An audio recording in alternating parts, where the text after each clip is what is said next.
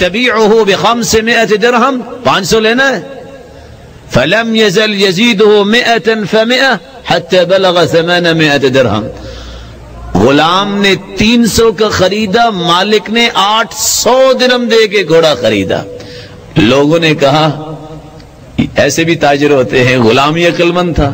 کہا خاموش ہو جاؤ، یہ برکتوں کا مالک میرا خالق ہے، اور سرتاج رسول سے میں نے وعدہ کیا ہوا ہے کہ جب تک زندہ رہوں گا خیر خواہی کروں گا. یہ میں نے اپنے بھائی سے خیر خواہی کی ہے، یہ اونے پونے میں بیچ رہا تھا، اصل بات یہ ہے مجبور تھا، میں اس کی مجبوری سے فائدہ نہیں اٹھانا چاہتا تھا. اللہ ہمیں بھی اس بات کی توفیق عطا فرمائے. تیسری بات، نعمت کے مل جانے سے اپنی حقیقت کو نہیں بھولا کرتے.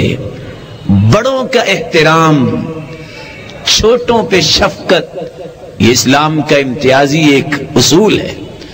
فرمایا من لم يؤقر كبيرنا ويرحم صغيرنا فليس منا. جو بڑے کا احترام نہیں کرتا، چھوٹے پہ شفقت نہیں کرتا، اس کا تعلق کیا ہے اسلام سے؟ بڑے کا احترام کیا جائے، چھوٹے پہ شفقت کی جائے. اور چوتھا اصول، نعمت کو استعمال کرتے وقت نرمی اور اخلاق کے پہلو کو غالب کیا جائے. رسول اللہ صلی اللہ علیہ وآلہ وسلم نے اس اخلاق اور نرمی کے ساتھ پوری دنیا میں حکومت کی تھی، سختی کے ساتھ نہیں.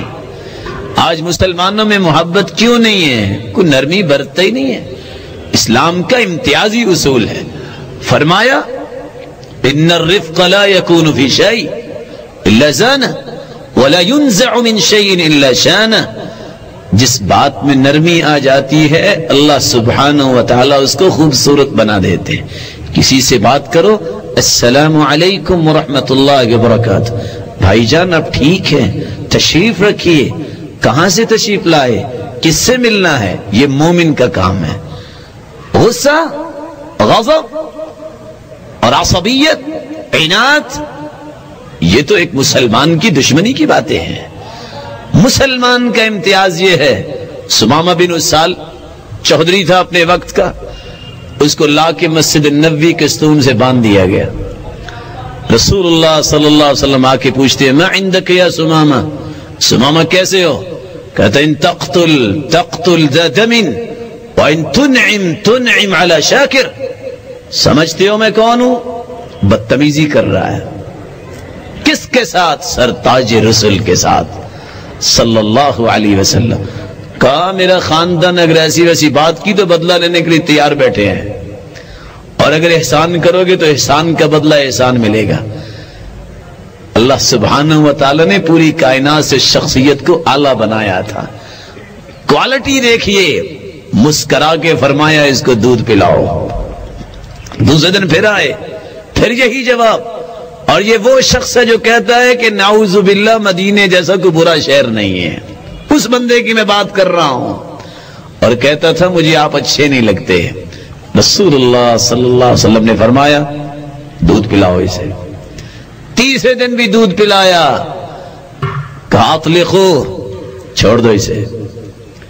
صحابہ کرام کی نرمی اور اخلاق اور خوبصورت تربیت کا نتیجہ دیکھیے. چند لمحات گزارے ہیں، باہر گیا، غسل کر کے واپس آ گیا. پوچھا سمامہ آپ کیسے آئے ہو؟ کہا موت آئے گی تو آپ کے قدموں میں آئے گی. اخلاق نے گرا دیا اس بندے کو. رسول اللہ صلی اللہ علیہ وآلہ وسلم نے مومنوں کو کہا یہ تھا، مومنوں نرمی برتو گے، اخلاق برتو گے تو بیگانہ بھی تمہارا، اس کو چھوڑ دیا تو اپنا بھی بیگانہ بن جائے گا. پانچویں بات میرے معزز اور محترم بھائیوں، اسلام کی سپریمیسی کوالٹی میں ہے. رسول اللہ صلی اللہ علیہ وسلم نے فرمایا خیر الامور احزمها وان قل. بہترین کام وہ ہوتا ہے جو پختگی کے ساتھ ہو، جس میں کوالٹی ہو. آپ اگر میری بات کو محسوس نہ کریں تو مسلمانوں نے اس امتیاز کو بھی بھلا دیا ہے.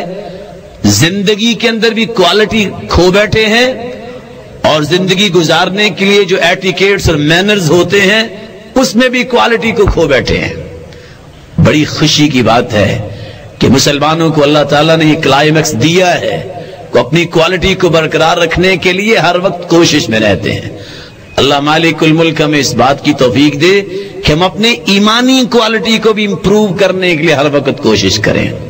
آج جہاں ہر پاکستانی نیشنل انٹیگریشن کی بات کرتا ہے کہ قومی یکجہتی ہو، اکنامک ڈسپیرٹی ہے کہ یہ اس وقت مسلمانوں کے پاس مال نہیں، اس کا سبب کیا ہے؟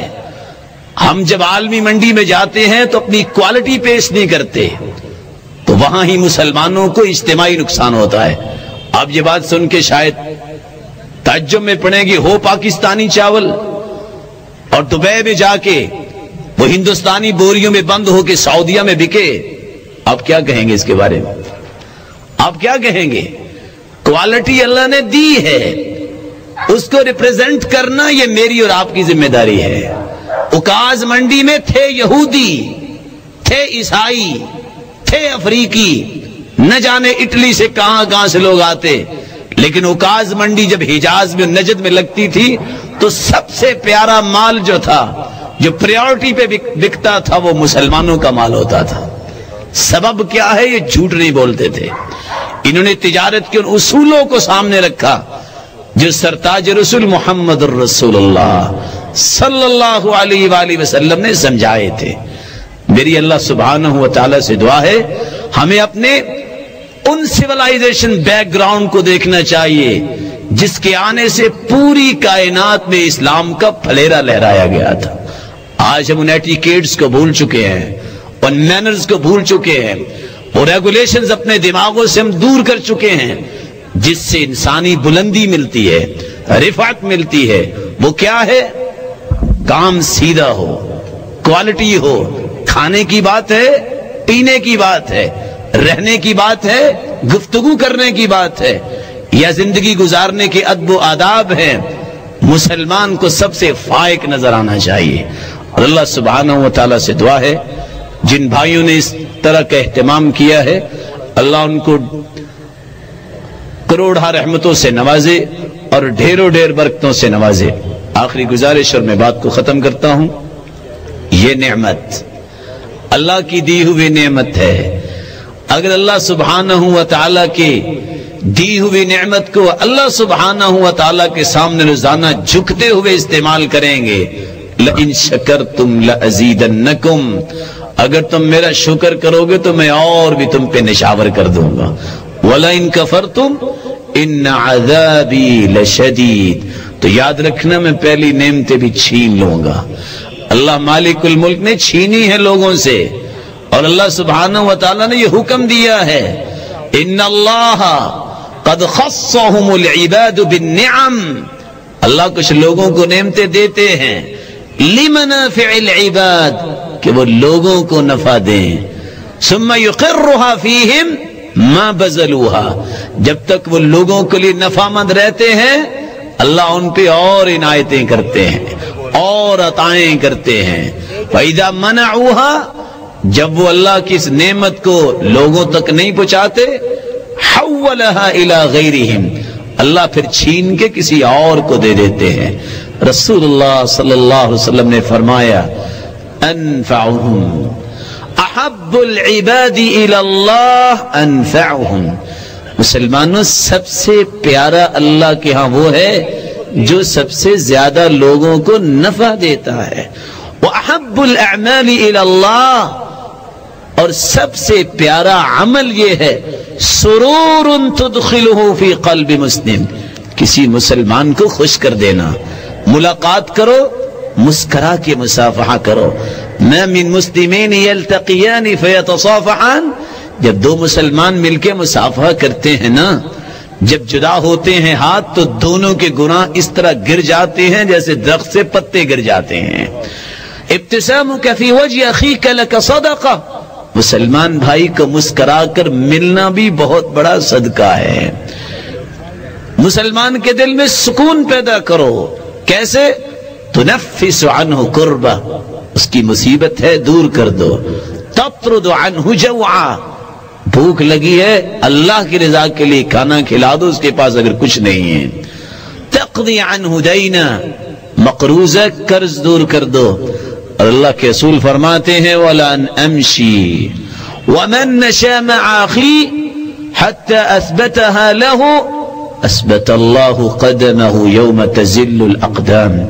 جو کسی مسلمان کی خیر خواہی میں چلتا ہے اور اس کی خیر خواہی کر دیتا ہے جب ساری دنیا کے پاؤں اکھڑ رہے ہوں گے، مولا کریم اس بندے کا قدم جنت میں جما دیں گے۔ میری اللہ مالک الملک سے دعا ہے اللہ سبحانہ و تعالی ہم سب کو دین کے ساتھ نعمتوں سے نوازے۔ اور یاد رکھنا، مجھے وہ بات یاد آ رہی ہے جو آپ کو تھوڑی سی پسند بھی لگے گی۔ 1972 کو ایک کتاب چھپی تھی، science psychology as a natural science, Telford تھا انگریز، جیمز ایم تھا انگریز، لیکن مسلمان ہوا تو 3 باتوں کو سمجھ کے۔ وہ کہتا ہے کہ محمد صلی اللہ علیہ وسلم نے پوری دنیا میں حکومت کیسے کی، موٹیویشن تھا، محرک اس وقت مسلمانوں کے پاس نہیں رہا جو کسی کو بتائے کہ یہ کرنا ہے۔ رسول اللہ صلی اللہ علیہ وسلم سے بڑھ کے دنیا میں کوئی قائد اعظم آیا ہی نہیں۔ اور دوسری بات کیا تھی؟ Recognition of the problems. دیکھتے کہ چور چوری کیوں کرتا ہے، بیت المال بنا دیا، اس کے پاس ہے ہی نہیں، اس نے پیٹ تو بھرنا ہی ہے نا، آلٹرنیٹ دیا ہے۔ اس وقت مسلمان جو ہے وہ ریکگنائز نہیں کر رہا ہے۔ ڈاکٹر جب تک ڈائیگنوز نہیں کرتا دوائی صحیح نہیں دیتا۔ ہمیں سوچنا ہے کہ عالمی منڈی میں، عالم اسلام میں، عالم کفر میں مسلمان کیوں ذلیل ہے؟ اس نے اپنی کوالٹی کو کھو دیا ہے، ریکگنیشن آف دا پرابلم۔ اللہ کے رسول نے دیکھا یہ غلط کاری کیوں ہو رہی ہے، آلٹرنیٹ دیا کہ آؤ نکاح کرو، غلط راستوں کی طرف کیوں جاتے ہو، صحیح راستہ لے لو۔ پریپریشن تیسری بات ہے، تیاری کرنا۔ آج بھی میں اور آپ اس بات کا عہد کر کے یہاں سے اٹھیں کہ ہمارے سامنے موٹیویشن قرآن و سنت ہے، اللہ کا قرآن ہے اور سرتاج رسول کا فرمان ہے۔ اور ہم یہ انشاءاللہ اس بات کی کوشش کریں گے اپنی زندگیوں میں کہ ہر وہ پہلو پیش کریں جس سے مسلمانوں کی عزت بنے اور ہمارے ملک کی عزت بنے۔ اور اللہ سبحانہ و تعالی ہمارے بھائی کو ڈھیروں ڈھیر برکتوں سے نوازے جس نے یہ مجلس بپا کی ہے، اور جتنے حاضرین مجلس ہیں سب پہ کروڑ رحمت نازل فرمائے، سب کو خوشیاں، صحت اور عافیت سے نوازے۔ وَإِلَٰهُكُمْ إِلَٰهٌ وَاحِدٌ لَا إِلَٰهَ إِلَّا هُوَ الرَّحْمَٰنُ الرَّحِيمُ۔